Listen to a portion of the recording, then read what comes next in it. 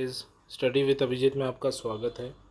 आज हम लोग कंट्रीब्यूशन ऑफ इंडियन मैथमेटिशियन का पार्ट 2 देख रहे हैं, जिसमें कि हम बात करने वाले हैं आर्यभट्टा जी के बारे में।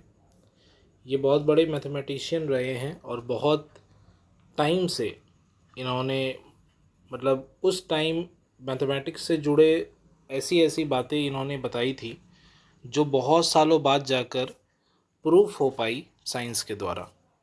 तो चलिए इसे डिस्कस करते हैं।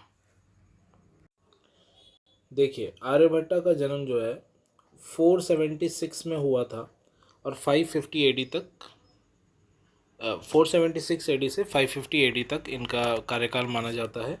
इंडियन मैथमेटिशियन है। Aryabhata is one of the greatest scientist of ancient India. इन्हें एंशियंट इंडिया का ग्रेटेस्ट साइंटिस्ट भी बोला जाता है। इनका जन्म 476 एडी में पाटलिपुत्र, जो आज पटना है बिहार में, वहाँ पे हुआ था। Not much is known about his family background, life and education. He was an astronomer and one of the earliest mathematician. अब आर्यभट्टा के कामों के बारे में देख लेते हैं। About the Aryabhatta's work.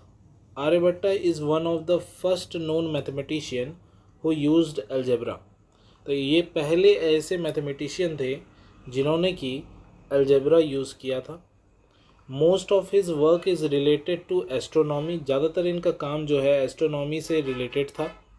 Aryabhatta taught mathematics and astronomy and he carried out the research on the motion of heavenly bodies and mathematics. तो कहीं ना कहीं हेवनली बॉडीज़ के मोशन क्या होंगे इसके बारे में भी इन्होंने बहुत सारी चीज़ें थ्योरीज दी थी। इनका कंट्रीब्यूशन मैथमेटिक्स में क्या क्या है? Contribution of Aryabhata in mathematics. He stated many rules in different branches of mathematics like arithmetic and algebra. इन्होंने arithmetic और algebra के बहुत सारे rules दिए थे। He made many new observations in geometry. Geometry से related बहुत सारे observation जो आज हम पढ़ते हैं वो हमें बताया था। ट्रिग्नोमेट्री के बारे में भी इन्होंने बताया था। Aryabhatta area of triangle is measured in गणिपदा 6। इनके द्वारा जो बुक लिखी गई थी उसमें एरिया ऑफ ट्रायंगल निकालना बताया गया था उस समय। सोचिए, इन्होंने वैल्यू ऑफ पाई बताया, जो हम लोग पढ़ते हैं कि वैल्यू ऑफ पाई 3.1414 होता है। ये वैल्यू भी इन्होंने ही बताया। He also calculate the value of pi correct up to 4 decimal place, इसीलिए 4 डेसिमल प्लेस तक ही लिख रहे हैं। Place value system and zero. अब आता है contribution of Aryabhata in astronomy. Astronomy में इन्होंने क्या चीज़ें बताई थी? At the time of Aryabhata it is believe that the sun, stars and other heavenly body revolve around the earth. यानी आर्यभट्टा के टाइम में ऐसी मान्यता थी कि अर्थ बीच में है और सन, मून और बाकी प्लैनेट जो हैं वो अर्थ के चारों ओर घूम रहे हैं।